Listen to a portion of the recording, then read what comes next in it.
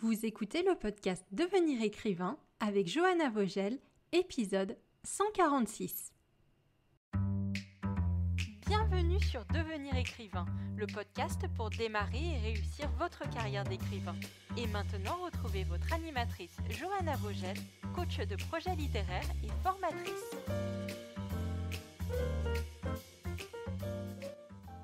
Bienvenue dans un nouvel épisode de ton podcast avec Johanna Vogel. Je suis la coach de projet littéraire de l'ICAR et j'ai le plaisir de te proposer une interview d'auteur. Aujourd'hui, je reçois une autre Johanna, Johanna Marines, M-A-R-I-N-E-S, qui est une autrice de littérature de l'imaginaire. Donc avec Johanna, on a parlé de son passé de booktubeuse, on a parlé de sa routine d'écriture, de sa méthode d'écriture, de sa relation avec ses différents éditeurs et des conseils qu'elle pouvait donner aux nouveaux auteurs. Je te propose de te la présenter brièvement, en tout cas ce qu'elle a déjà édité, avant qu'on se lance dans l'interview. Alors Johanna Marines, elle commence sa carrière en 2018 avec un premier roman publié aux éditions Les Mots en Flot et c'est un roman d'anticipation, dystopie qui s'appelle Herstronomie. Ça se passe à Toronto en 2216 et c'est un monde où la pollution a fait des ravages, où l'air est devenu toxique et les gens essayent plus ou moins de survivre. Ensuite, en 2019, elle change d'éditeur et elle propose un roman à Snag, S-N-A-G, qui est un roman, lui, polar historique steampunk. Ce roman s'appelle Cendre et il se passe à Londres en 1888. En 2020, Johanna propose son premier roman en réédition à ce nouvel éditeur et elle sort Oxygène, qui est donc une réédition un peu améliorée avec des illustrations qu'elle a fait elle-même de son premier roman Herstronomie. 2021, deuxième polar historique, mais cette fois du steampunk, on passe au voltpunk. Tu sais, cette ambiance avec la naissance de l'électricité et tout ce qu'on peut faire avec l'électricité désormais. Celui-ci s'appelle Encens et il se passe à la Nouvelle-Orléans en 1919. Un petit rappel avant de me lancer dans l'interview, n'oublie pas que si tu écoutes ce podcast avant le jeudi 6 octobre à 20h, tu peux retrouver Lucie Castel pour la dernière masterclass gratuite de l'année sur le sujet 5 conseils pour vivre de ta plume. Pour cela, tu nous retrouves sur licar.fr/masterclass, licar, licares.fr/masterclass. Je te mets évidemment ce lien aussi dans la description du podcast. N'hésite pas à rejoindre Lucie pour cette masterclass qui est super intéressante et qui peut te donner des aspects vraiment très pratiques sur la carrière d'auteur et sur la vérité sur le fait de pouvoir ou non vivre de sa plume et faire de l'écriture un métier. Sans plus tarder, passons à l'interview de Johanna Marines. Eh bien, bonjour Johanna, je suis une autre Johanna qui est là pour t'accueillir aujourd'hui et je te remercie de venir dans cette interview d'auteur sur le podcast Devenir écrivain. Bonjour. Bonjour, mais merci beaucoup à vous de m'inviter. Je suis très très heureuse d'être là aujourd'hui, de pouvoir échanger autour de l'écriture. On avait envie de faire venir une autrice de l'imaginaire qui a de multiples cordes à son arc aujourd'hui, notamment parce qu'elle a une vie professionnelle vraiment très riche et vraiment très diverse et qu'elle a aussi plusieurs genres de prédilection dans ses livres. Donc merci Johanna d'être là. Et comme avec tous les auteurs qu'on interviewe, j'ai des petites questions que j'ai prévues à te poser. Et je vais commencer avec une question un peu générale. On va faire du général au particulier. C'est toujours un peu plus simple. Et je vais te demander de m'aider à te présenter à notre public pour ceux qui ne te connaîtraient pas encore. Donc, ils ont eu un petit peu ta bio, ton œuvre, tous les différents romans que tu as écrits. Mais ce qu'ils ne savent peut-être pas, c'est qu'avant d'être autrice, tu étais booktubeuse. Et ça, c'est vraiment intéressant pour nous et je pense pour une partie de notre audience. Donc, j'aimerais savoir un peu comment tu as atterri dans la booktube sphère et si c'est quelque chose que tu continues à faire maintenant que tu es autrice. Et peut-être, est-ce que tu considères, j'enchaîne les questions, mais je sais Vas-y. que est-ce que ça t'a aidé ou pas en fait à être remarqué par les éditeurs et à publier ton premier roman? Alors, donc par rapport à Booktube, alors c'est vrai que je lisais beaucoup à la base et je suis tombée sur Booktube vraiment totalement par hasard. Pendant mes études, bon, on aura le temps peut-être d'y revenir après aussi avec mon parcours à côté, mais pendant mes études, j'avais complètement délaissé vraiment la lecture et je me suis remise pendant mes études supérieures. Et donc, je suis tombée sur BookTube. À ce moment-là, je suivais beaucoup Lily Bookin, Lynn, toutes les grandes chaînes qu'il y avait aussi à l'époque. Et ça m'a donné envie, moi aussi, de parler de lecture parce que finalement, dans mon entourage, il n'y avait pas beaucoup de personnes qui lisaient. Donc, je me suis lancée, je ne sais plus en quelle année exactement, je ne sais plus, ça devait être autour de 2013 ou 2014. Et j'ai fait pas mal de vidéos, enfin, une par semaine à peu près, une ou deux par semaine pendant 2, 3 ans, je pense. Et ben voilà, à force de lire, de donner son avis, forcément, on a des idées. Des fois, on est frustré aussi par certaines histoires et on a envie d'écrire les nôtres. Et ça a coïncidé au moment où j'ai eu voilà, une première idée de roman. Une fois que je l'ai terminé, donc je me suis dit pourquoi pas tenter de l'envoyer à des éditeurs. Et personnellement, moi, je dirais que le fait d'être booktubeuse m'a aidé à comprendre en tout cas peut-être le milieu de l'édition, d'être en contact aussi avec des auteurs parce que forcément, je chroniquais, je faisais des chroniques, donc les auteurs venaient facilement après me parler, je pouvais leur poser pas mal de questions sur le monde de l'édition. Donc ça m'a aidé un peu à comprendre comment tout cet écosystème, on va dire, fonctionnait. Mais c'est pas quelque chose que j'ai mis en avant. En tout cas, j'avais aussi une petite chaîne, j'avais à peu près 2000 personnes qui me suivaient. C'était pas une grosse chaîne à ce moment-là.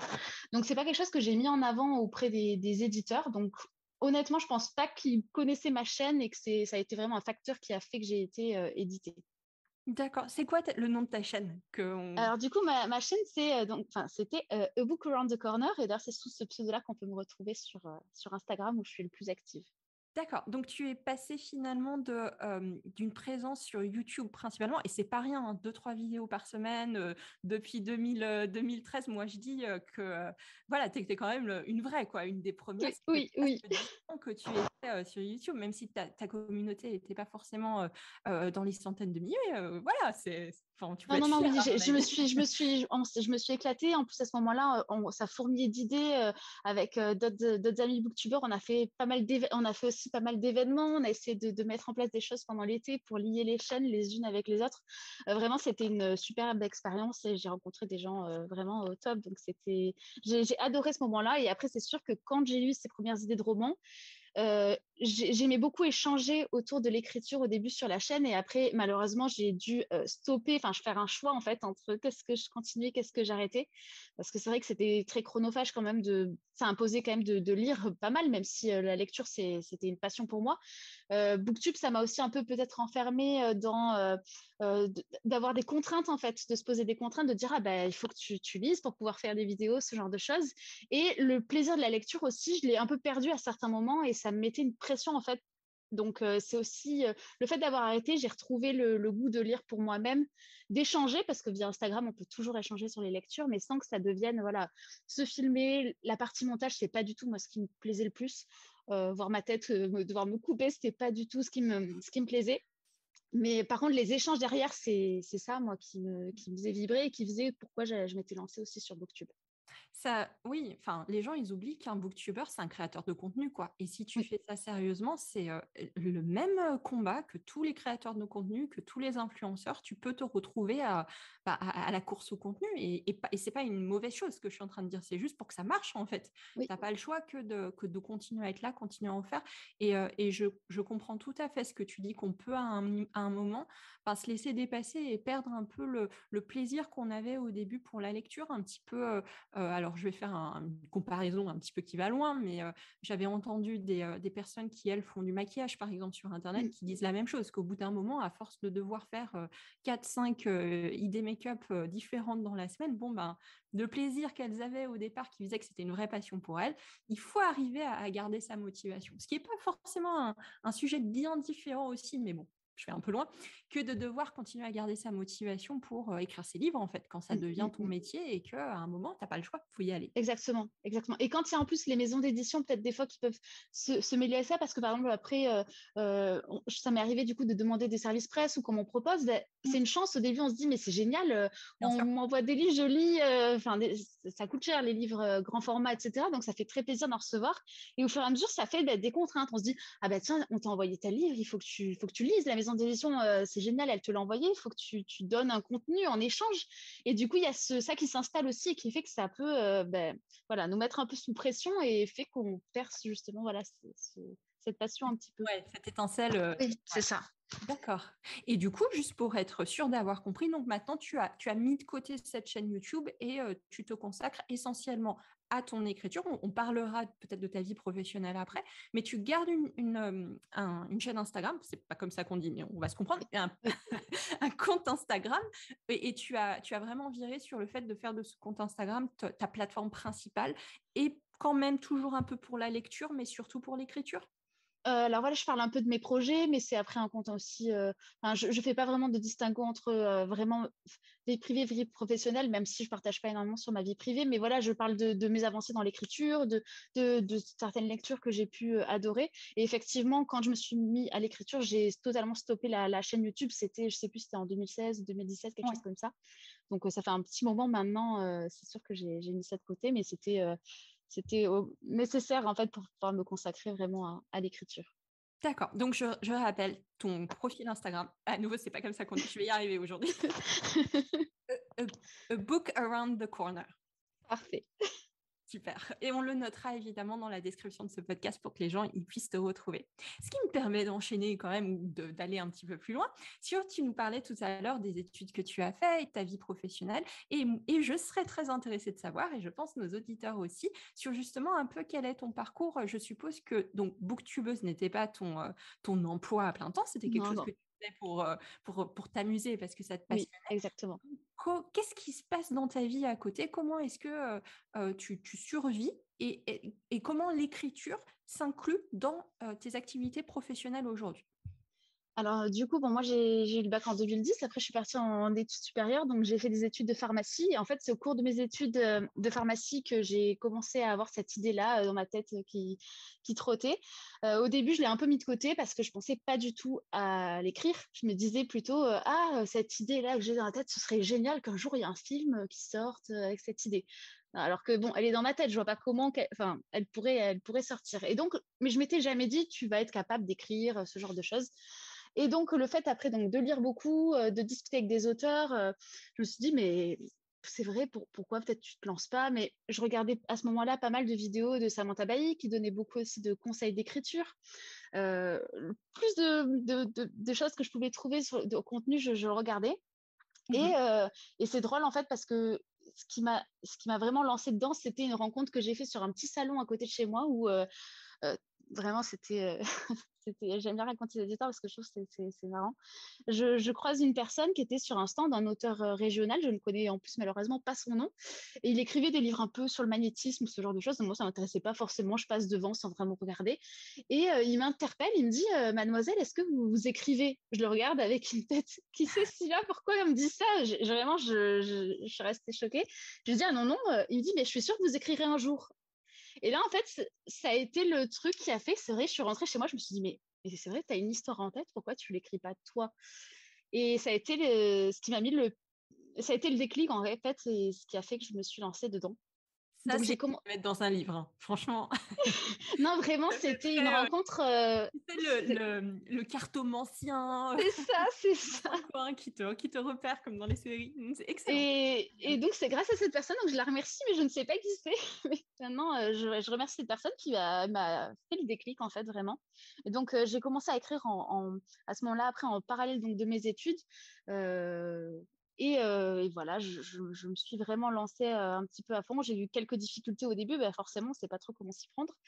Et j'ai intégré vraiment l'écriture après. J'ai continué mes études donc de pharmacie et après j'ai fait des études donc d'ingénieur, donc j'ai eu un double diplôme pharmacien-ingénieur et j'ai continué après sur un doctorat en biologie, donc j'ai été diplômée là en décembre, donc j'ai continué finalement. Bah, merci. Et du coup, l'écriture m'a accompagnée tout au long de mes études de base scientifique. Souvent, ça étonne les gens aussi, et c'est un message que j'aime bien faire passer. Beaucoup de personnes se disent ah mais vous écrivez, mais vous avez fait quoi comme études littéraires? Et je dis aux gens mais il n'y a pas besoin de faire d'études spécialement littéraires pour écrire. Tout le monde peut écrire. Il n'y a pas y a pas de cases dans lesquelles il faut être pour pouvoir se lancer dedans. Et justement, je pense que c'est cette diversité qui fait que les œuvres sont intéressantes, d'avoir tous les profils, tous les gens qui peuvent écrire. Merci pour ce message d'utilité publique. J'ai fait un épisode de podcast il y a quelques semaines, alors je sais plus quel numéro c'est, où justement je disais exactement ça. Le thème c'était est-ce qu'il faut faire des études de lettres en fait pour être écrivain? pour Oui, dire ce que tu viens de dire, c'est-à-dire il n'y a pas il y a pas du tout de restriction aux études mm, de lettres quand on veut être écrivain, et au contraire, on a beaucoup, beaucoup d'auteurs qui ont des parcours scientifiques, donc personne doit se censurer selon les études qu'il a fait ou les non-études qu'il a fait d'ailleurs. oui, oui, bien sûr. C'est pas parce qu'on n'a pas fait d'études qu'on n'est pas en capacité de raconter des histoires. Mm, Voilà, donc ça peut demander en effet un peu plus d'investissement personnel. Par exemple, si on a énormément de difficultés en français, il va falloir oui, persévérer peut-être plus que d'autres personnes. Voilà, on n'a pas dit que oui, c'était pas dur. Déjà, non, pour les personnes qui, elles, sont super douées en français, bah, c'est dur. Mais il faut pas laisser ça atteindre sa légitimité comme auteur. Donc, merci vraiment de l'avoir dit parce que c'est très important de le répéter. ouais. Et Et surtout du la coup, volonté. Pour moi, c'est la volonté et l'envie. Si la personne oui, a envie d'écrire, qu'importe, il tout faut à qu'elle fait. se lance en fait. Tout à fait. Tu as tout à fait raison. Et du coup, aujourd'hui, quel est ton métier qui te fait vivre essentiellement, ton métier principal? Tu as continué donc, tu as continué sur des études de biologie, c'est ce que tu me disais, Oui, c'est ça? c'est ça, c'est Et ça. aujourd'hui, tu travailles dans la biologie?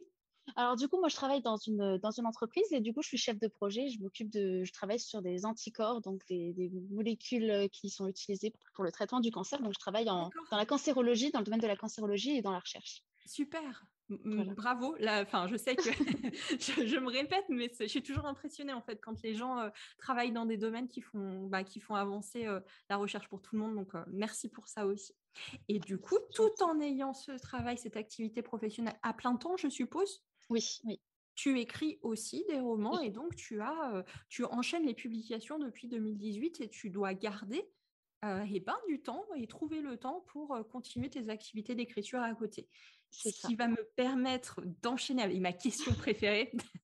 Ceux qui ne m'entendent pas souvent dans le podcast ne le savent peut-être pas, mais dans le cadre de notre formation Devenir écrivain projet best-seller, donc j'interviens en tant que formatrice sur deux sujets, sur tout ce qui va être les blocages psychologiques des écrivains, donc la page blanche, le manque de motivation, le perfectionnisme, tout ce c'est cette bonne catégorie de blocage, mais aussi sur l'organisation personnelle des personnes et comment s'organiser en fait pour écrire quand on a un métier à côté, quand on a des enfants, quand on a tout un tas d'autres responsabilités, de Mm. priorités qu'il faut avoir en même temps que l'écriture. Tout, c'est pour ça que je dis que la question de la routine des auteurs, c'est vraiment la question préférée que j'ai quand on reçoit des invités et qu'on peut leur poser des questions.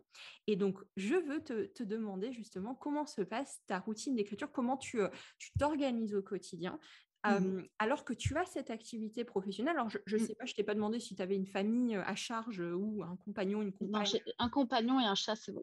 C'est déjà pas mal. C'est déjà pas mal. Et du coup, comment est-ce que tu t'organises en plus de ton travail? Est-ce que tu as des moments d'écriture que tu t'es imposé dans la semaine pour continuer à écrire? Est-ce que tu écris quand tu en as envie? Comment est-ce que ça se passe pour toi? Alors, c'est vrai que ça a pas mal évolué parce que du coup, au début, j'étais vraiment pendant mes études. Donc, pendant mes études, je m'étais fait une discipline, j'étais assez carrée. Je me réveillais, par exemple, 1 heure plus tôt le matin avant de partir en stage pour pouvoir écrire. C'est des choses que je faisais et en 4 mois, ça m'a permis de boucler, par exemple, un premier jet. Après, ça a pas mal changé parce que forcément, on n'a pas tout le temps les mêmes rythmes au cours des études. On a des périodes de stage, des périodes de cours, etc. Mais j'arrivais quand même à m'imposer et à trouver en tout cas des moments pour écrire. Là, actuellement, donc j'ai commencé ce nouveau travail là aussi récemment. Donc c'est un peu jongler entre les deux. J'avoue que j'essaye de ne pas me mettre non plus trop de pression, de pas m'imposer. Quand on passe aussi beaucoup de temps, par exemple, sur ordinateur, on n'a pas forcément Oui, envie le soir en rentrant de rouvrir l'ordinateur. bien sûr. Donc, j'essaye de faire voilà, comme je le sens. J'essaye de trouver des moments un peu plus le week-end. Et ça m'empêche pas, des fois, même si je suis pas en train d'écrire, de réfléchir au projet, en fait, parce que Bien ça, on sûr. peut le faire à n'importe quel moment. Donc, voilà, j'essaye de m'organiser un peu plus là depuis que j'ai repris mon nouveau travail pour trouver un peu plus de temps pour le faire. Donc voilà, mais c'est un peu, ça varie, on va dire. J'ai Oui, pas de routine où je me dis de telle heure à telle heure tout. Enfin voilà, 2 fois oui. par semaine, 3 fois par semaine, je me laisse assez libre pour justement pas avoir l'impression que ça devient une contrainte parce que l'écriture pour moi c'est vraiment une passion. Et justement, même si c'est professionnelle parce que je suis éditée, j'ai pas envie de perdre cette passion et j'ai pas envie d'avoir moi de deadline, ce genre de choses. J'ai envie d'écrire quand j'en ai envie et d'écrire ce qui me fait envie aussi, parce que je sais que certains auteurs malheureusement doivent aussi parfois accepter des projets pour forcément pour pouvoir en vivre, ceux qui voilà, qui n'ont pas forcément de travail à côté. Donc moi j'aime bien garder cette flamme et de me dire j'écris quand la flamme est là et que j'ai envie vraiment d'écrire. Je souris parce que une des choses que j'essaye de discuter avec nos élèves et tout ça, c'est de leur expliquer que on perd pas forcément sa passion quand on se donne des deadlines et quand on se donne un cadre et tu vois une routine un peu plus fixe. Mais ça veut pas dire que c'est quelque chose qu'on est obligé de se fixer en fait pour Oui. réussir. Et toi, tu en es la preuve. Voilà. Donc je pense que les deux sont pas contradictoires en fait. C'est-à-dire, je pense qu'il faut arriver à trouver son rythme qui marche pour soi. Et ce qui est important quand même de noter, c'est que même si tu te fixes pas un planning ultra précis en te disant, voilà, tous les jours ou je sais pas, tous les 2 jours de 6h à 7h, je bosse, en fait, tu gardes une régularité pour avancer. Tu sais qu'à un moment, il faut écrire. Oui, c'est ça, c'est ça. Tu gardes en tête ton projet et tu avances. Et je pense que ça, c'est surtout ce que les gens doivent retenir, en fait. C'est pas, on peut se mettre plus ou moins de contraintes. Ça marche du moment qu'on continue à avancer sur son projet et qu'on garde une régularité. Voilà. C'est ça. Et pas culpabiliser aussi, parce que des fois, il y a des moments où ça peut ne pas être le moment. Et des fois, ça m'est arrivé pendant un mois de pas du tout écrire. Mais c'est pas pour ça que voilà, je pensais pas au projet dans ma tête et je me disais pas, bon, moi, j'ai hâte de le reprendre. Et on a tendance à se culpabiliser de parfois les auteurs.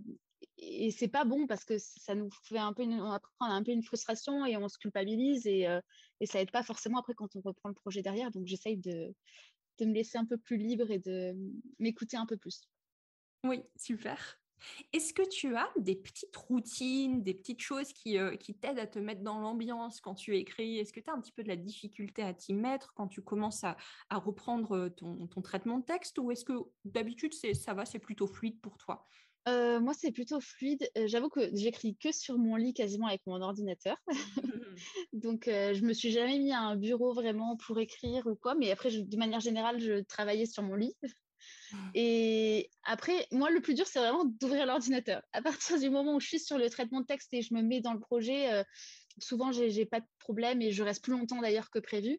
Mais ce qui m'aide beaucoup, c'est je me mets une petite musique. Enfin, j'aime bien les musiques classiques pour écrire parce que les paroles, parfois, ça peut me faire sortir du projet. Mais j'aime beaucoup mettre de la musique. Et en amont du projet, ce que j'aime bien faire aussi, c'est aller sur Pinterest, pouvoir avoir des ambiances déjà visuelles très marquées, avoir des idées de l'univers.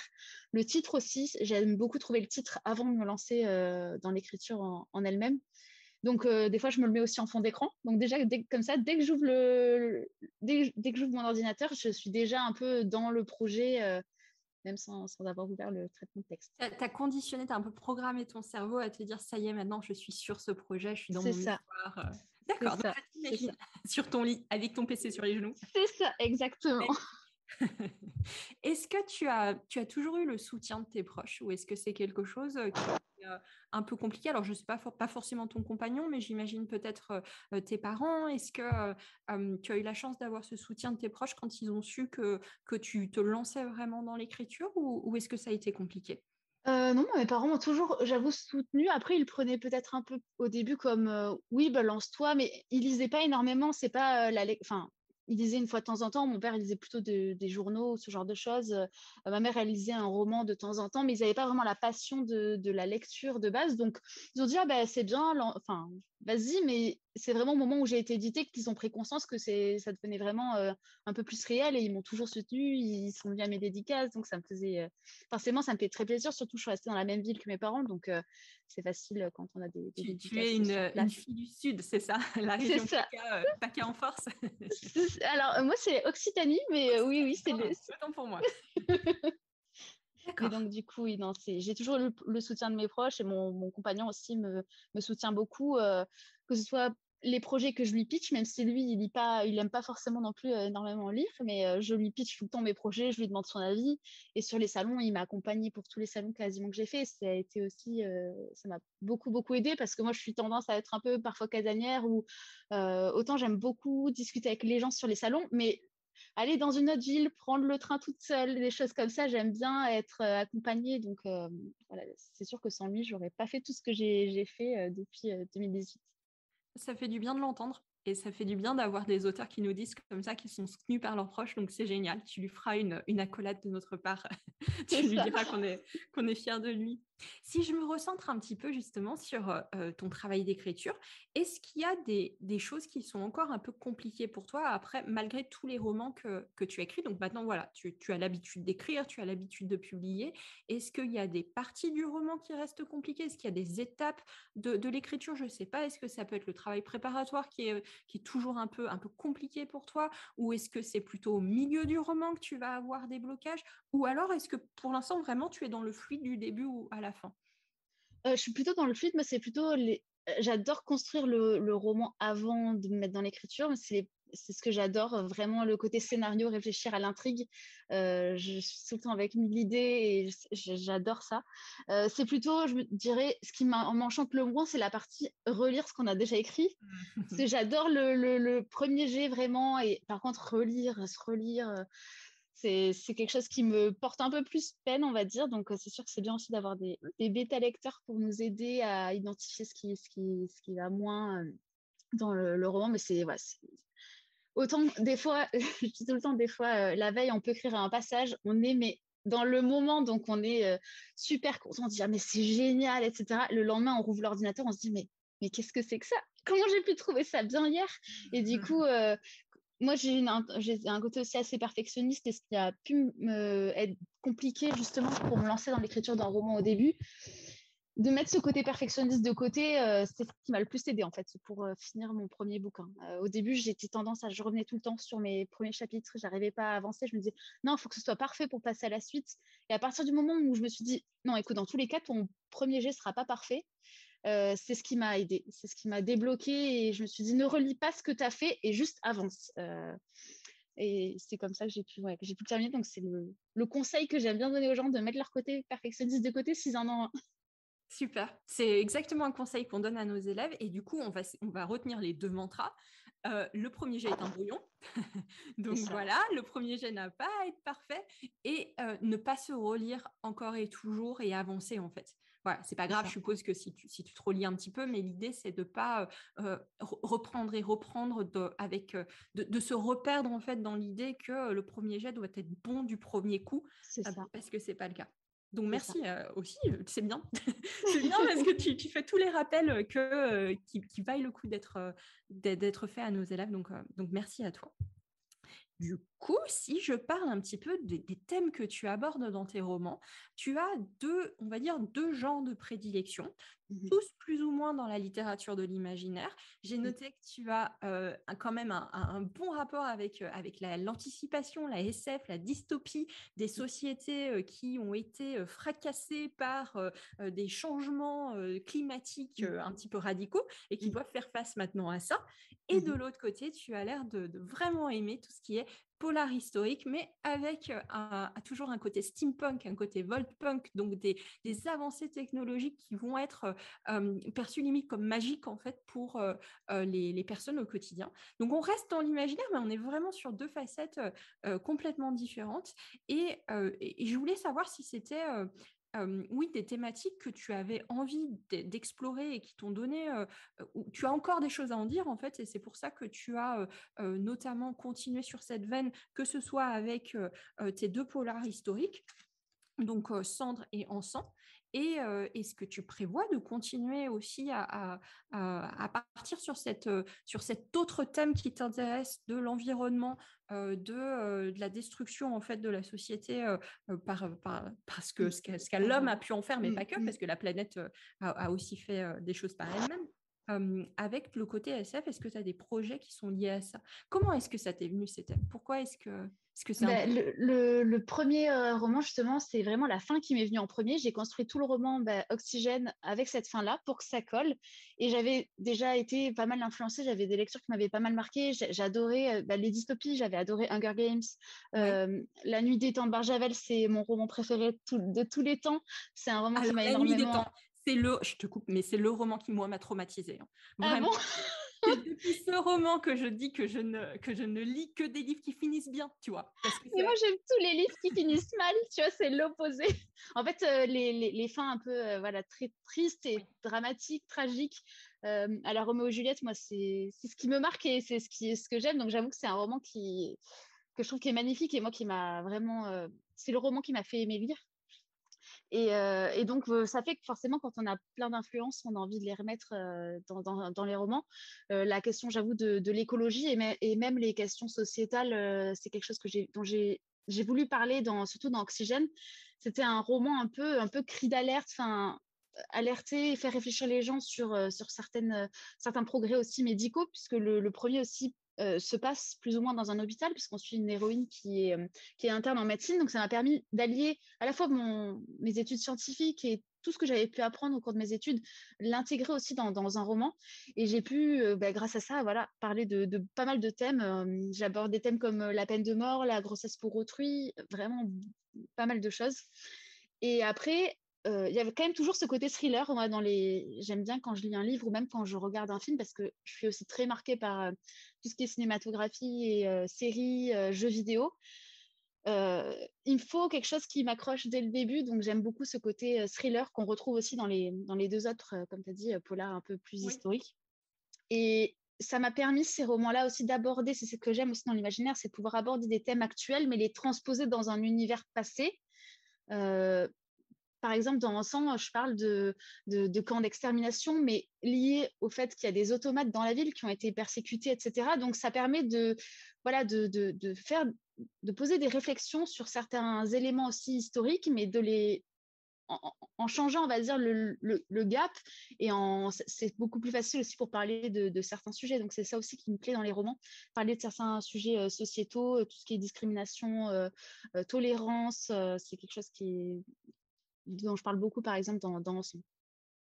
Oui, parce que, alors, au-delà des thèmes que toi tu aimes, et c'était vraiment intéressant de voir justement ce que tu as voulu faire avec ces Mm, livres. mm, Souvent, quand on discute avec les auteurs, c'est un peu toujours le thème de l'œuf ou la poule, tu sais, c'est-à-dire est-ce que tu avais des thèmes qui étaient importants pour toi et dont tu voulais parler dans tes romans, ou est-ce que en fait, tu as écrit un premier jet et après tu t'es rendu compte qu'il y avait des thématiques fortes qui ressortaient et oui, tu as été un oui. peu appuyé ces thématiques. Mm. Est-ce que c'est un peu un jeu des deux pour toi ou non? Il y avait vraiment des thèmes que tu voulais aborder en fait. Il y avait, dans le premier, il y avait des thèmes que je voulais aborder. Et après, au fur et à mesure de l'écriture, je me suis aperçue que les thèmes vraiment qui m'étaient chers revenaient sans que c'était aussi un peu inconscient. Le terme de la liberté, voilà, de la tolérance, c'est des thèmes qui reviennent.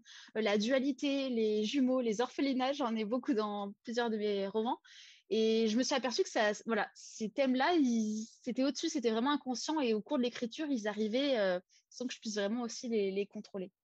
Ça nous permet de dire ça en fait à nos auditeurs, à nos élèves, de leur dire ne vous inquiétez pas. Je pense que c'est important quand même en tant qu'auteur d'avoir un peu de la réflexion sur soi, de se dire quels sont les thèmes qui sont importants pour moi, sur quoi j'aurais envie de parler et qu'est-ce qui me passionnerait en fait, mais de pas non plus trop se prendre la tête et se dire c'est pas grave, il y a aussi des choses que je vais découvrir dans mon écriture et les deux vont ensemble en fait. Oui, Je sais oui. pas si tu es d'accord avec moi, Oui, mais je suis d'accord. On peut avoir une envie de traiter un thème, mais on va se rendre compte au fur et à mesure. Et même, parfois, c'est difficile de se rendre compte quels sont les thèmes qu'on a voulu traiter. C'est surtout qu'au cours de plusieurs romans, des fois, c'est mes amis qui ont dit: «Mais t'as vu qu'en fait, dans tous tes bouquins, tu parles de ça?» Et là, je dis: ah «Mais mais oui, c'est vrai. c'est vrai. Mais c'est vrai, c'est pas quelque chose qu'on contrôle forcément.» Et je suis tout à fait d'accord avec toi. C'est les deux qui peuvent se fusionner. En sachant que c'est quand même intéressant justement de s'en rendre compte, ne serait-ce pour une chose, c'est de pouvoir justement le présenter comme un thème fort quand on Mm, va mm, présenter son bouquin aux éditeurs, mm,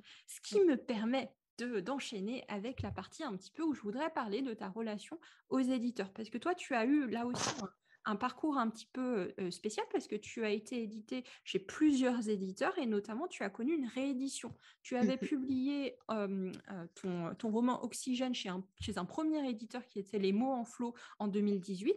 Et en fait, ton roman, tu as récupéré tes droits et tu as tu as réédité avec ton éditeur principal aujourd'hui, Snag, ce roman sous un autre titre d'ailleurs. Donc le premier, j'allais dire la première version, mais c'est un peu ça, était Oui, Herstronomie. Et tu m'as dit que tu as réédité ce roman en tant qu'Oxygène plus tard chez oui, Snag, oui. avec une version un peu améliorée, avec une Oui. version illustrée, enfin quelque chose d'un petit peu différent. Est-ce que tu peux nous expliquer pourquoi en fait ça s'est passé? Pourquoi est-ce que tu as dû rééditer ce livre et comment ça s'est passé?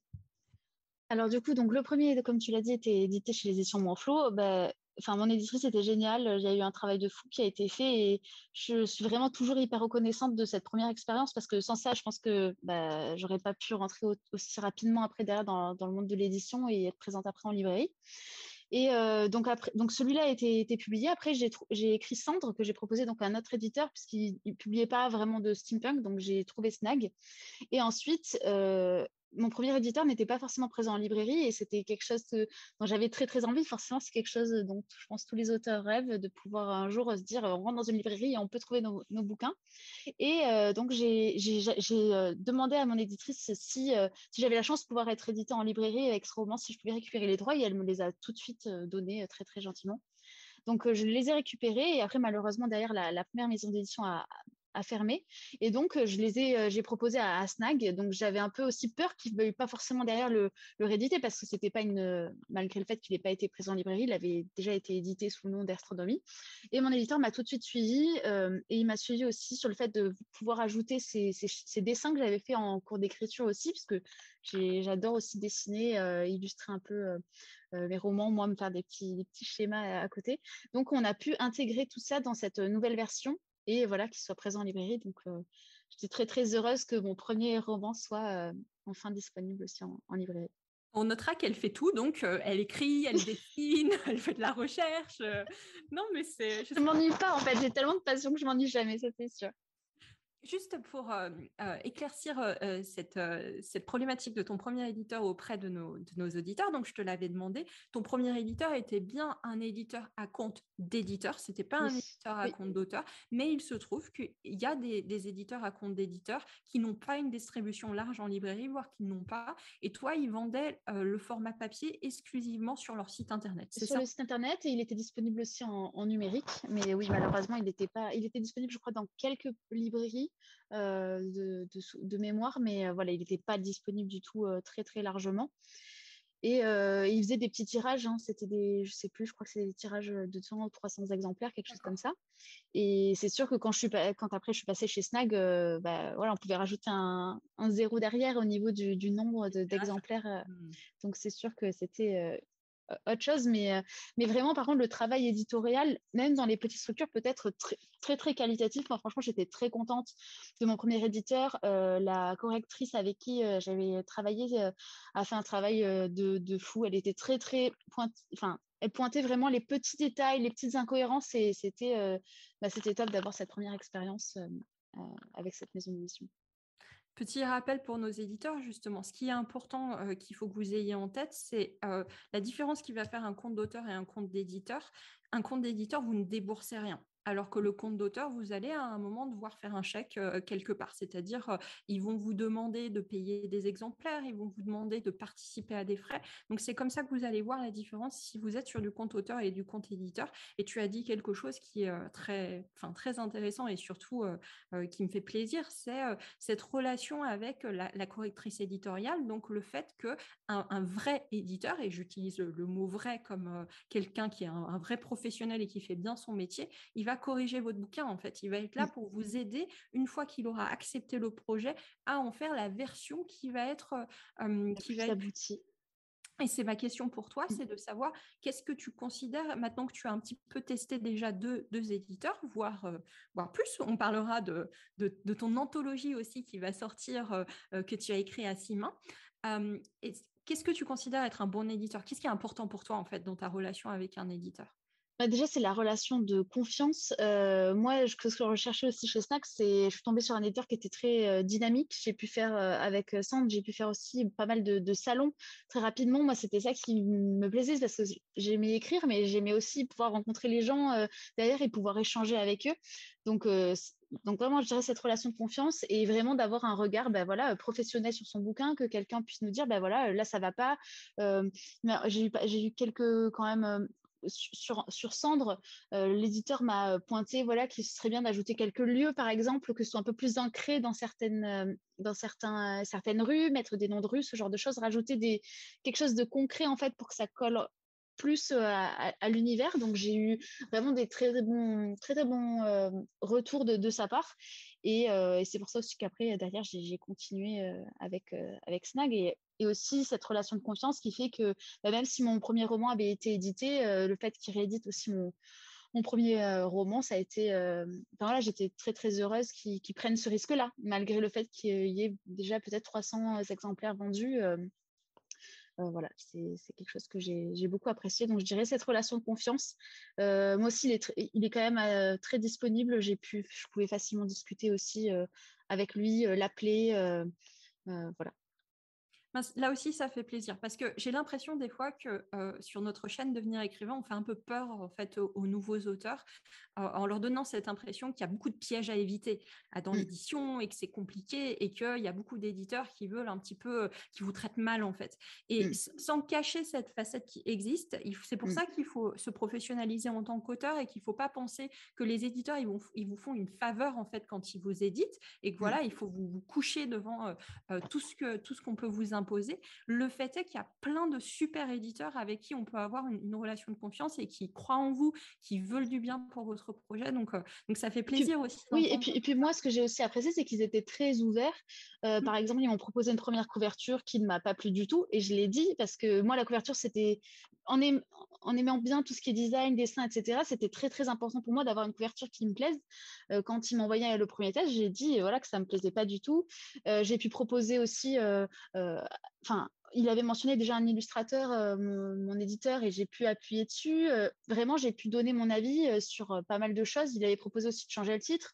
J'ai insisté pour le garder. Enfin, il y avait vraiment une relation de confiance et on a vraiment pu échanger. Il m'a aussi, par exemple, pour la collection un peu steampunk, j'ai pu proposer un titre de collection. Enfin, voilà, j'ai pu faire plein de choses et ça, c'est vrai que c'était très valorisant. J'avais l'impression d'être écoutée et de pas juste être voilà, un auteur Oui, voilà, un qui allait être auteur au publié. catalogue, quoi. Voilà, et c'est ça, c'est ça. Donc, c'était vraiment aussi très agréable. C'est super. Et même, et je passerai après à la question suivante, mais le fait d'avoir pu récupérer tes droits facilement sur le premier éditeur, là Oui, aussi, souvent, on fait peur un peu à nos oui, auditeurs en disant, bah, ça peut être compliqué. Parce que c'est vrai, ça peut être mm, compliqué. oui, Si le bouquin, il marche bien ou si la maison d'édition, bah, c'est un de ses titres phares, enfin, économiquement, elle n'a pas de raison, en fait, bien de sûr. rendre le titre. Mais quand ça se passe bien, quand la maison d'édition, elle vous veut du bien et qu'elle voit qu'en fait, enfin, c'est logique que vous récupériez vos droits sur un livre, et ben comme ça a pu se passer avec toi, ça se fait. Il ne faut pas non plus penser que ça va être impossible et que si vous avez signé avec une première maison d'édition et que vous voulez donner une autre vie à votre roman ailleurs, ça sera impossible. Tu es la preuve Mm, que ça se mm. fait en fait. Non, j'avoue que j'ai eu beaucoup de chance, mais aussi pour discuter avec beaucoup d'auteurs, c'est vrai, comme tu mentionnes, que certains ont beaucoup de difficultés à récupérer leurs droits.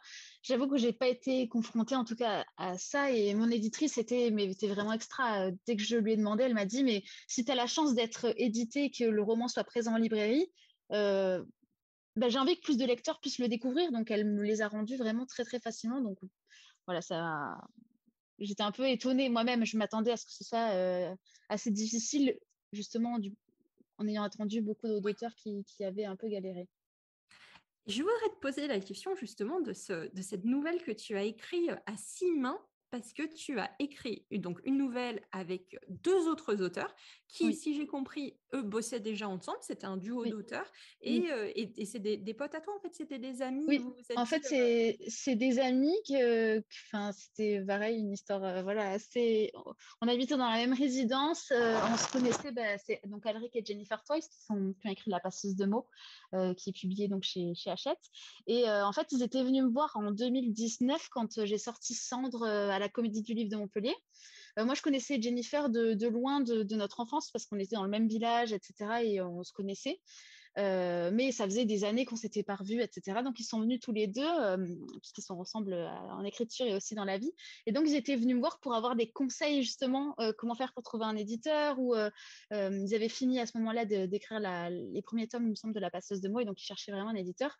On avait discuté de Wattpad, de beaucoup de choses. Et vraiment, ça a tout de suite accroché. On s'est rendu compte après, en fait, qu'on habitait vraiment au même étage de la résidence. Et donc, voilà, forcément, on aime aussi plus ou moins les mêmes choses, que ce soit dans la lecture et dans l'écriture. Et donc, c'était presque une évidence de vouloir écrire ensemble. Et cette expérience-là d'écrire à 6 mains, pour moi, c'était totalement nouveau. Je n'avais jamais écrit avec d'autres personnes. Mais c'est vrai que le fait que ce soit aussi des amis, qu'on soit très proches, ça a encore plus facilité l'écriture. Et c'était une expérience. J'ai jamais autant ri, en fait, lors de l'écriture qu'avec eux. On écrit une nouvelle un petit peu loufoque, avec un personnage un peu complètement déjanté, à la période victorienne. Donc, c'était vraiment une excellente aventure. Je veux pas dire, mais entre le magnétiseur qui t'a donné les clés de ton destin et les amis qui habitaient au même Oui, étage, moi oui, je oui. dis il y a quand même le fil du destin, il y a quelque chose C'est là. ça, mais c'est ça, c'est exactement ça. On s'est dit, et après, surtout de les suivre et de voir qu'on trouve un éditeur et que leur saga fonctionne super bien, ça, c'est encore plus motivant. Enfin, moi, je suis trop fière d'eux et ça me fait tellement plaisir de voir que ça fonctionne pour eux. Et surtout, c'était leur passion aussi. Donc, de toute façon, quand on rencontre des passionnés, c'est obligé que ça se passe bien. Comment on écrit à 6 mains? C'est-à-dire comment, alors là c'était dans le cadre d'une nouvelle, mais ça ne change Oui. pas le problème. Comment on fait pour écrire avec deux autres personnes en fait? Est-ce que vous avez, chacun avait des personnages un peu en mode jeu de rôle? Comment ça se passait? Alors eux, ils avaient déjà beaucoup d'expérience, parce qu'ils écrivaient déjà donc à deux depuis un long moment. Et alors, ça s'est passé, mais vraiment très simplement. Déjà, on a trouvé le pitch. Au début, on a trouvé un premier pitch et on s'est dit, non, mais ça fera jamais une nouvelle, ça va faire un roman, ça, on le met de côté. On est parti du coup sur une autre idée. Et alors, on a défini ensemble, tous les trois, vraiment les différentes scènes. On a structuré la nouvelle en différentes scènes. Une fois que c'était fait, parce qu'il y a énormément de jeux de mots, en fait, dans la nouvelle, un peu comique, c'est un peu de l'humour noir, un peu grinçant. Il y a beaucoup de morts, mais on a voulu essayer de rendre la chose un peu humoristique. Et donc, on s'est divisé. Donc, on a divisé les scènes. On avait déjà mis à ce moment-là les jeux de mots qu'on trouvait ensemble dedans. Et après, chacun a dit, bah voilà, qui c'est qui veut écrire telle scène? Donc, on s'est un peu divisé les scènes. On les a écrits chacun de notre côté et on les a relus ensemble. On les a envoyés aux autres. Et c'est là que j'ai découvert aussi, enfin, ce qui est totalement différent d'écrire à plusieurs et d'écrire seul. Quand on est seul, on peut énormément douter parce qu'on est seul face à son histoire. On se dit, mais est-ce que c'est bien? Est-ce que ça va intéresser des gens? Est-ce que je suis pas juste toute seule dans mon délire, qui trouve ça bien? Et voilà. Et là, on doute plus, en fait, en étant avec d'autres personnes. On se rassure mutuellement et on se dit, non, mais ça, c'est une bonne idée. Ça rebondit. C'est vraiment une effervescence. Et du coup, c'est ça que j'ai vraiment adoré dans cette expérience-là, de pouvoir. Et ça s'est fait de manière très, très fluide. Je crois qu'en 4 jours, on avait écrit 50 pages tous les trois ensemble. Donc, Génial. voilà. Ça t'a donné envie de faire plus de projets comme ça en collaboration ou de multiplier le coworking? Je ne sais pas si tu travailles de manière vraiment isolée ou si de temps en temps vous faites des séances à plusieurs avec tes amis écrivains. Alors là, on avait surtout fait tous les brainstorming ensemble, hein, surtout qu'en plus on était vraiment à côté, donc on se voyait, on réfléchissait ensemble au projet, et c'est là que ça bouillonne le plus et on a vraiment toutes les idées. Après, le moment vraiment écriture pure, on l'avait fait chacun de notre côté. Moi, j'avoue que j'ai jamais vraiment été dans une même pièce pour écrire avec d'autres personnes. Mais non, oui, c'est sûr que c'est une expérience qui m'a donné encore plus envie de réitérer. Je sais que j'adorerais réécrire avec eux, même sur des projets plus longs. Donc aussi, la nouvelle, c'était le premier, voir comment ça fonctionnait, est-ce que ça a bien marché, est-ce que c'était fluide. Et on s'est tellement amusé que c'est sûr que je pense que qu'on refera ça. Et oui, du coup, ça m'a donné envie de faire d'autres projets, en tout cas en collaboration. Après, ce qui est important, je pense, c'est de vraiment trouver les bonnes personnes pour ça. Euh, Enfin, nous, vraiment, on aime plus ou moins les mêmes thèmes. J'ai une autre amie avec qui on va bientôt annoncer aussi qu'on veut écrire un roman ensemble. Et c'est sûr qu'il faut trouver la personne qui a plus ou moins les mêmes thèmes de prédilection, qu'on n'ait pas l'impression de faire des sacrifices. Quand j'ai écrit avec Alric et Jennifer, c'était tellement fluide qu'on n'avait pas l'impression de dire bon d'accord on met ça mais bon je l'aurais pas mis comme ça mais j'accepte, on va dire un peu par dépit. Là pas du tout, si on trouve la personne qui a vraiment les mêmes thèmes, qui aime les mêmes choses, qu'on admire déjà au niveau de l'écriture, parce que moi, j'avais adoré déjà leur bouquin, mon ami pareil, forcément, on n'a pas l'impression de devoir faire des concessions pour l'autre. Et ça fonctionne très bien. Moi, j'ai adoré, en tout cas. Oui, je pense que tu as dit tout ce qu'il fallait dire là-dessus. Je rajouterais peut-être, alors c'est pas le cas forcément avec tes amis, mais d'avoir quelqu'un qui a la même, pas le même rythme de travail, c'est peut-être pas le bon mot, mais tu vois, qui a les mêmes aspirations que toi Mm. sur le fait qu'il veut que ce projet il aboutisse. Oui, Si c'est oui, une personne qui est peut-être plus en mode amateur ou hobby que soi, là aussi ça peut bloquer parce oui, que nous, on oui, veut avancer sur le projet et la personne oui, risque de le remettre à plus tard quand bien même elle aime l'idée en fait. oui. Je pense Mm. que c'est important d'être en phase aussi sur l'éthique de travail. Ouais, je vais appeler ça Oui, l'éthique c'est de ça, travail c'est un ça, peu, c'est mais ça. mm. Et par exemple, avec l'autre ami, donc on va annoncer bientôt avec qui, toutes les deux, avec qui on écrit, on s'est aussi fait une méthodologie avant de, de, de se lancer. Là, on s'est pas encore lancé vraiment dans l'écriture. Là, on est au stade de vraiment discuter du projet, du roman, etc. On s'est déjà fixé une méthodologie en se disant, ben voilà, on aimerait qu'on écrive un chapitre par semaine, ensuite on l'envoie à l'autre, l'autre rebondit dessus. Et c'est bien aussi, je pense, de fixer ça avant de se lancer dedans. Bon, on verra à la toute fin, hein, mais déjà, ça rassure de dire d'avoir un cadre et de se mettre d'accord sur la manière dont on va fonctionner, c'est hyper important. Sur une nouvelle, c'est peut-être pas gênant parce que c'est assez court finalement. On arrive facilement au bout. Sur un roman, c'est quand même un marathon, donc c'est bien d'avoir fixé la ligne d'arrivée, d'avoir fixé les différents jalons par lesquels on doit passer.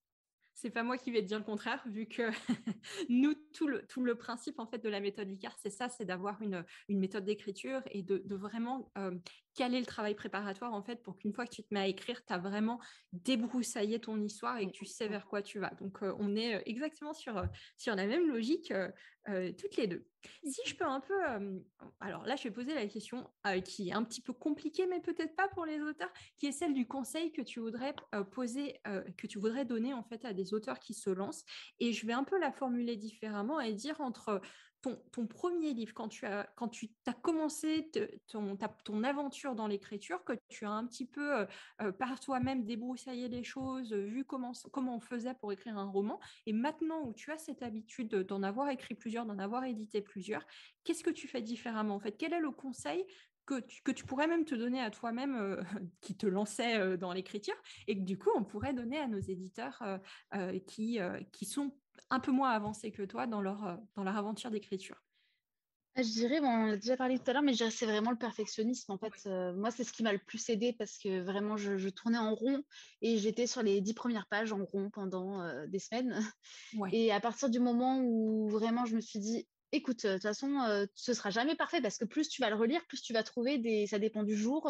Le matin, tu vas pas être d'accord avec cette phrase. Le soir, tu vas la trouver géniale. Donc, je me suis dit, arrête de relire la même chose et juste avance et tu reliras tout une fois que c'est parti. Donc, ça, c'est vraiment le conseil, je pense, qui a débloqué quelque chose chez moi dans l'écriture. Et maintenant, ça m'arrive des fois de relire tout depuis le début, mais c'est pas dans l'optique de vouloir tout améliorer. C'est plutôt s'il y a une longue période parfois où j'ai pas écrit, je me dis bon, je vais relire pour juste me remettre dans le projet.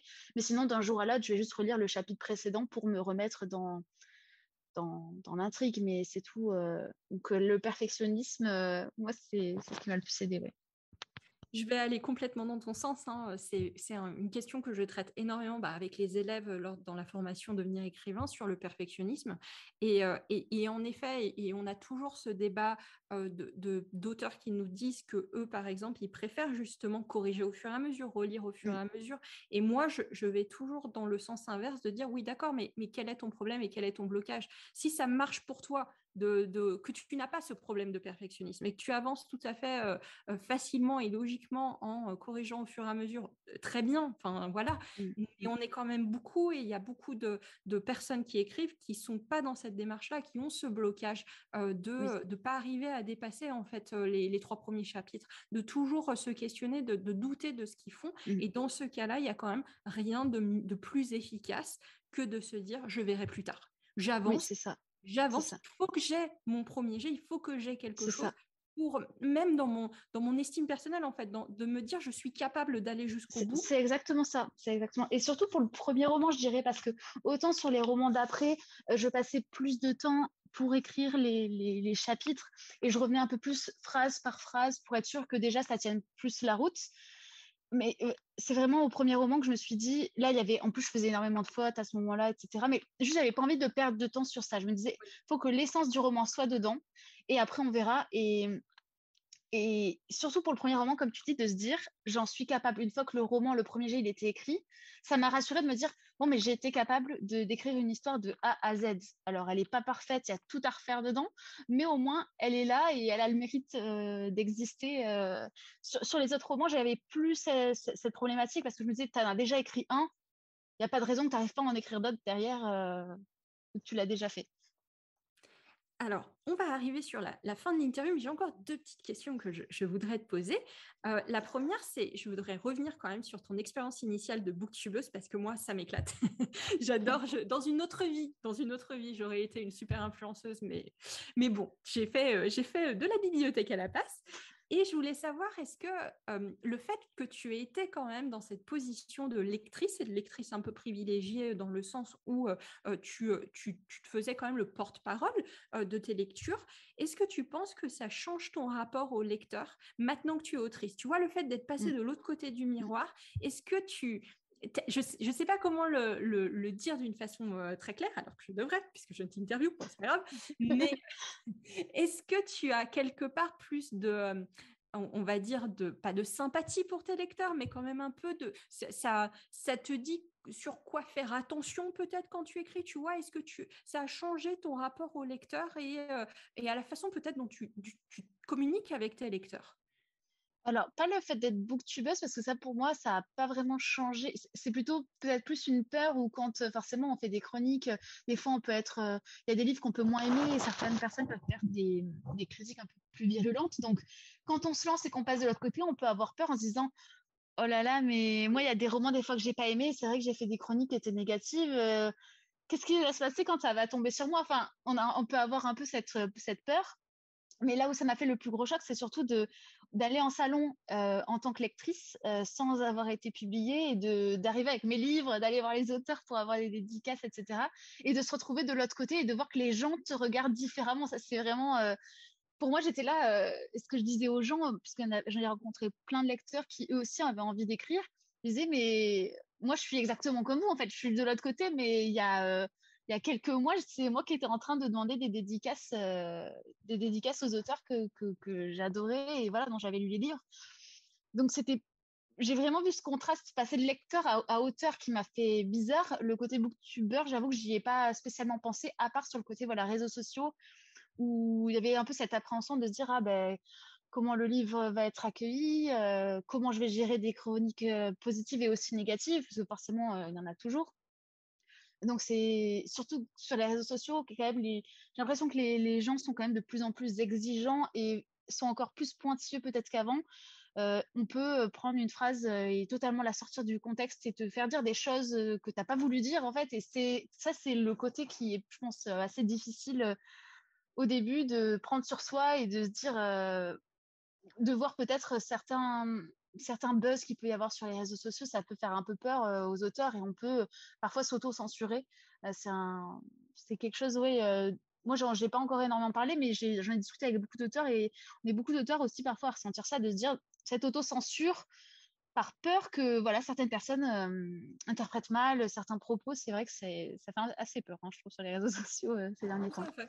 Tout à fait. Là, il y a plein de peurs un peu connexes qu'on voit chez les auteurs et, à mon sens, qui sont légitimes. Alors, ça ne veut pas dire qu'il faut pas que ça soit des blocages, il faut qu'on aille autre. Mais le fait est que, alors, il y a la peur, évidemment, que les gens n'aiment pas son livre. Ça, c'est une chose. La peur d'avoir mis tellement de soi dans un livre pour que finalement, quelqu'un nous dise, bah, moi, j'ai pas aimé, c'est nul, j'ai pas accroché.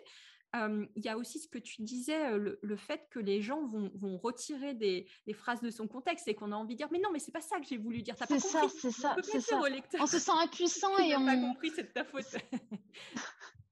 Donc oui, oui, tout à fait, il y a ça. Et il y a le dernier point que tu as abordé, que moi, je vais ouvrir plus largement à la cancel culture, en fait. Le fait qu'on ait peur qu'une interprétation Mm. spécifique de ce qu'on a dit puisse carrément faire le bad buzz et surtout dire des choses, au-delà de dire des choses sur notre livre ou que ce qu'on a dit soit mal interprété, que les gens Mm. pensent que ça dit des choses sur nous en tant que C'est ça, personne, en c'est fait. ça, c'est ça, c'est ça. Mm. Et ça, on Ah, en prend conscience vraiment après. Et moi, j'avais pris conscience aussi sur certains, même avant d'être édité, j'avais envoyé mon tout premier manuscrit du coup à différents éditeurs. Il y en avait certains qui m'avaient fait un retour, d'autres petites maisons d'édition qui cherchaient des manuscrits et qui en avaient pas énormément, donc ils acceptaient de manière plus large et qu'ils étaient prêts à faire des retours aux auteurs. Donc moi, j'avais par exemple envoyé, je me souviens tout le temps d'un retour que j'avais eu sur un moment dans mon roman où une phrase était sortie de son contexte et qu'en gros, ils avaient dit, mais fais attention, ça peut être vu comme de l'homophobie. Et quand on m'a dit ça, mais j'étais dévastée, j'étais en mode, mais enfin, où tu dis, mais c'est à l'inverse de ce que je veux dire, c'est à l'inverse de ce que je pense. En fait, c'est à c'est l'inverse horrible de parce que mes valeurs, donc c'est exactement d'autant de tout. plus... Et tu dis, moi j'ai écrit, c'est ça qui est horrible en fait, c'est-à-dire comment ça va être interprété par la personne derrière et ça peut mettre un peu un coup de pression. Et ce qui fait que quand on écrit, des fois on surréfléchit en fait en se disant comment cette phrase peut être interprétée. D'où l'importance, je pense, ce que tu nous as dit au départ, qui est, dans un premier temps, quand tu écris le premier jet de ton roman, il faut vraiment essayer de te dire, je vais le revoir après. Je ne Oui, me oui. censure pas, je dis les choses comme elles me viennent, et Mm. ensuite, en fait, je vais retravailler ça, et je serai aidée, j'aurai des bêtas, j'aurai un correcteur qui vont pouvoir justement peut-être pointer des choses qui, moi, me paraissaient C'est complètement ça, normales, je ne voyais pas c'est ça. d'ambigu. Et Oui, où après, on voit pas du tout le mal et il suffit que, ou même que certaines personnes peuvent être un peu plus malin, enfin, ont envie de faire le buzz un peu et oui, tournent la phrase de manière à la rendre problématique, alors qu'à la base, 99% des gens qui vont la lire ne vont pas voir le mal partout. Et parfois, il suffit aussi d'une personne qui pointe quelque chose pour qu'après, tous les autres disent, oh là là, mais effectivement. Et là, c'est, enfin, c'est oui. un peu la hantise. Et c'est ce qu'on a peur, franchement, quand on écrit quelque chose. Surtout quand on écrit, on a envie de faire passer un bon moment aux gens et quand on voit que derrière ça peut déclencher, ça m'avait pas arrivé, mais quand on voit que pour certaines personnes ça peut déclencher des polémiques, on se dit fou, on fait tout ça, mais pas pour ça. Enfin, Je pense qu'il faut en avoir conscience et c'est ce qu'on disait, c'est-à-dire bien travailler avec d'autres personnes, mais se dire que faut pas que ça m'arrête dans oui, mon envie d'écrire.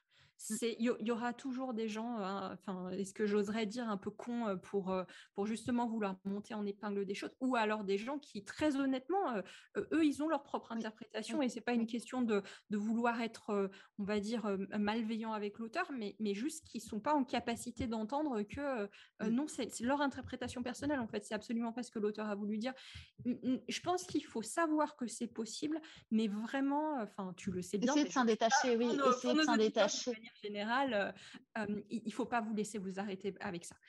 On est dans une société où en effet, c'est quelque chose qui arrive, mais il ne faut pas non plus penser que c'est quelque chose qui arrive systématiquement et qu'on va forcément venir décortiquer votre bouquin et justement, je prends l'exemple que tu as Oui, donné, voir de l'homophobie là où il n'y en a pas en fait. Donc rassurez-vous, auditeurs, mm, voilà, votre peur, elle est légitime. Ne commencez pas à vous dire que vous êtes idiot ou voilà, que cette peur n'a pas lieu d'être, mais en même temps, faut pas mm. qu'elle soit bloquante parce que c'est pas forcément quelque chose qui va arriver. On n'est pas dans une vérité, dans quelque chose que vit chaque auteur qui publie. Non, non, et puis à l'inverse, ça peut être bénéfique dans le sens où, par exemple, des fois, il y a des raccourcis où on a été baigné dans quelque chose, on est habitué à parfois à certains stéréotypes. Et c'est quand les lecteurs le pointent qu'on se rend compte qu'effectivement, ça peut nous aider à nous remettre en question aussi. Moi, les critiques, qu'elles soient positives ou négatives, j'aime bien toutes les lire, même quand c'est négatif. Et autant au début, bah, forcément, ça peut être dur à encaisser, mais moi, si je vois une critique négative, je peux pas m'empêcher d'aller la lire parce que j'ai envie de savoir ce que la personne a moins aimé. Et après, à force, tu fais la part des choses. Tu te dis, bon, ben, la personne a détesté ce personnage, il y en a d'autres qui l'ont adoré, bah, c'est comme partout. Tu rencontres des gens, il y a des gens que tu apprécies, d'autres moins, c'est comme ça. Mais parfois, quand tu vois le même commentaire qui peut revenir ou quoi, ça peut, enfin moi je trouve que ça aide aussi à grandir et faut pas se fermer les yeux pour surtout les chroniques négatives. En tout cas, moi je sais que j'aime beaucoup les lire. Je sais que certaines personnes ça peut à l'inverse les démotiver ou ça peut être difficile à encaisser, mais moi je prends tout ce qui est positif ou négatif tant que c'est dit avec bienveillance et respect quoi. C'est super, c'est tout à ton honneur et je vais faire un peu notre pub, mais je parle beaucoup de ça avec nos élèves dans la formation Devenir écrivain, tout le côté comment gérer la critique en fait, comment prendre ce qu'il faut prendre en fait des critiques négatives sans se laisser démotiver et pour pouvoir avancer. Et tu as dit exactement ce que je leur dis dans le cours, c'est-à-dire on n'a pas accepté quelque chose qui est dit sans respect et sans nuance. Si quelqu'un dit ton livre c'est nul ou tes persos ils sont à chier, clairement ce n'est pas une critique constructive, Non. c'est juste voilà, enfin les goûts et les couleurs et tu vas rien en faire. Mais c'est intéressant au bout d'un moment d'arriver à prendre du recul pour ne pas justement prendre dans sa figure toute critique négative qui nous donnerait l'impression que rien ne va avec notre roman et qu'il est forcément nul, pour le prendre comme une remarque supplémentaire que tu vas utiliser, ou pas d'ailleurs, ou pas, pour avancer dans la suite de ton écriture. Donc oui, merci de l'avoir pointé. Que c'est dur au début quand on se lance, clairement. Hein, au départ, exactement comme tu le dis, il y a beaucoup d'auteurs qui font le choix de ne pas lire du tout les critiques ou alors de missionner quelqu'un qui va à leur place faire un peu le compte-rendu, le condensé de ce qui s'est dit pour avoir un petit peu le bien et pas le moins bien, mais on va dire les critiques constructives. Et au fur et à mesure, ça vaut le coup de pas se mettre des œillères sur ce que les lecteurs ils ont à dire parce que ça va nous aider à avancer dans notre écriture. C'est ça. Et se centrer sur les commentaires positifs. Dans tous les cas, quand on a un petit coup de mou, c'est sûr qu'on voit une chronique négative, on peut être là, pourquoi j'écris mais bon, la remise en question, elle dure 30 secondes. Après, on se dit, non, mais attends, il y a plein de gens qui s'envoient des messages adorables, de personnes qui te disent qu'ils sont adorés. Donc, faut pas se laisser, c'est sûr, bloquer par des critiques qui peuvent être plus négatives. Ça, c'est le biais de négativité. C'est-à-dire, tu vas avoir 10 commentaires positifs et tu vas en avoir un négatif et tu vas ne voir que le commentaire C'est négatif. ça, c'est ça. Et ça marche dans tous les niveaux et les projets de notre vie. Hein. Moi, c'est la même chose à l'ICAR. Hein. Je vais avoir vraiment beaucoup de retours, une majorité de retours positifs sur la formation ou sur le podcast, mais on va avoir juste la personne qui va dire qu'elle n'est pas contente, qu'elle n'a pas aimé ou qu'elle n'est pas d'accord et je vais me concentrer à avoir un hyper focus sur cette critique et remettre tout en question d'un coup. Donc, je suis avec vous, mes auteurs, sur le bien de négativité. Il faut juste le reconnaître et s'entraîner tous les jours à voir le positif. Eh bien, Johanna, on va arriver à la fin de cette interview. Je veux quand même finir avec la dernière question qui est sur tes projets, sur ton actualité, sur ce qui se passe pour toi. Je sais que tu as été finaliste d'un prix littéraire quand même, on va pas l'oublier. Donc là, on parle du PLIB. Donc le PLIB, c'est le prix littéraire de l'imaginaire, c'est ça? C'est ça, des booktubers. Des booktubers, voilà, excuse-moi. Et blogueurs, ça reprend pas mal. Mais du coup, oui, il y a eu, on était, je crois, dans les 200, il y avait 200 livres au début. Et là, on est 5 finalistes. Donc, je suis ravie, très heureuse forcément d'être dans les 5 finalistes. Et franchement, je tirais mon chapeau surtout aux organisateurs, à tous les membres du jury qui s'impliquent dans ce prix parce que voilà, c'est génial. Et de voir autant d'effervescence aussi autour de la lecture de l'imaginaire francophone, c'est génial. Tout à fait. Donc, c'est pour ton livre En sang. Oui, c'est ça. Donc, est-ce que tu veux nous raconter un petit peu, nous faire le résumé de ce qu'est En sang, de quoi ça parle justement, si les personnes elles veulent aller le lire? Oui, alors du coup, En sang, c'est un roman dans lequel on va suivre Grace, qui est une jeune femme qui est une cartomancienne. Et l'histoire va se passer donc à la Nouvelle-Orléans en 1919. Et elle va se rendre compte, Grace, que dans la ville dans laquelle elle habite, il y a plusieurs en fait tueurs en série qui vont commencer à se faire un peu la guéguerre. Donc elle va enquêter autour de tout ça, aider de son père qui est aussi inspecteur de police. Donc on va avoir une enquête un petit peu, c'est ambiance bayou, jazz, avec des meurtres, avec un côté automate et Voltpunk. Voilà, un petit peu pour les... Alors, le Voltpunk, c'est tout ce qui va être autour de la naissance de l'électricité, les ampoules Edison. On est un petit peu dans cette esthétique-là, n'est-ce pas? Exactement. Ça me fait penser, est-ce que je vais retrouver le nom du film ou est-ce que je vais faire ce commentaire pour rien? Le Prestige. Voilà. nos esprits se sont retrouvés. Oui, Le Prestige, qui est un super film d'ailleurs. Ouais, c'est un de mes films préférés. Donc, Alors, et du coup, pour le reste de ton actualité, tu as des petites sorties. Tu as une sortie qui est annoncée, donc c'est la fameuse nouvelle dont on a parlé, que tu as écrit à 6 mains, qui va paraître aux éditions Twinkle, c'est ça? Oui, Alors, Twinkle, alors, le nom je vais y arriver. Le nom du prix littéraire pour lequel tu es finaliste, donc on a dit que c'est le prix littéraire de l'imaginaire des booktubers, c'est ça? oui, Euh, et c'est le prix oui, PLIB. Et oui, là, ta prochaine sortie, donc le 20 octobre, c'est cette nouvelle oui, dans une anthologie aux éditions Twinkle, donc oui. Twinkle. Est-ce que tu veux nous en parler un petit peu? Oui, du coup, on a écrit donc la nouvelle avec Alric et Jennifer Twice, qui donc s'appelle Le bourreau des cœurs éplorés. Et donc, voilà, c'est une nouvelle un petit peu déjantée avec un humour un petit peu noir, un peu grinçant, où on va suivre un personnage un petit peu fou. Il y a déjà les premiers, il me semble que la première page est disponible sur les éditions Twinkle, justement, sur leur compte Instagram. Et donc, voilà, on est 13 auteurs, il me semble. Donc, ça va être voilà, des nouvelles autour du thème victorien, autour de l'automne, entrer un petit peu dans un manoir, etc. Euh, que du coup, je vous laisse découvrir et qui était en précommande. Il y avait eu des précommandes qui avaient été lancées. Il me semble qu'il y a toujours on peut déjà le précommander, il me semble, toujours sur, je crois, le site des éditions Twinkle. Je ne vais pas dire de bêtises. Donc voilà, ça c'est pour le 20 octobre. Et en parallèle, je suis en train de terminer l'écriture donc de mon roman Écaille, qui est un peu dans la même veine que Cendre et que Encens, un petit peu toujours donc ce côté steampunk dans différentes villes. Donc le premier se passait à Londres, Cendre, le deuxième à la Nouvelle-Orléans, et là le nouveau va se passer à Venise, donc avec des sirènes mécaniques qui dévorent les gens à la nuit tombée dans la lagune. Une ambiance un peu sombre. Mais voilà, donc je suis à peu près à 80% de ce projet-là, que je travaille toujours dessus. Et en parallèle, j'ai ce nouveau projet avec une amie aussi autrice qu'on va bientôt révéler. On va en dire un peu plus très prochainement sur nos réseaux sociaux. Alors, tes réseaux sociaux, justement, si les Du coup, personnes veulent. Sur Instagram, voilà, A Book Around the Corner directement là-bas.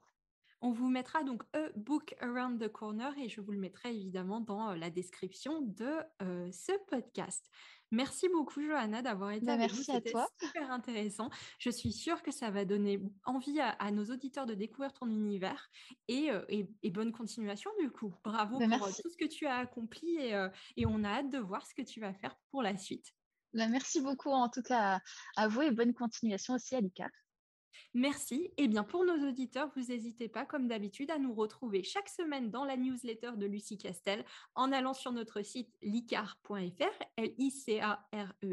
Inscrivez-vous et vous aurez toutes les anecdotes, les conseils d'écriture de l'autrice Lucie Castel toutes les semaines, tous les vendredis, ou à retrouver le détail de notre prochaine session de formation Devenir écrivain projet best-seller sur licar.fr/programme, licar, licares.fr/programme. Je vous dis à bientôt. Au revoir. Si tu veux apprendre à écrire un roman de qualité professionnelle et séduire les éditeurs, si tu veux qu'une équipe complète de professionnels t'accompagne dans ce projet, tu dois rejoindre Devenir écrivain, projet best-seller. C'est la formation la plus complète et individualisée pour t'aider à concrétiser ton rêve d'écriture. Inscris-toi sur licar.fr/formation, licares.fr/formation pour avoir toutes les informations.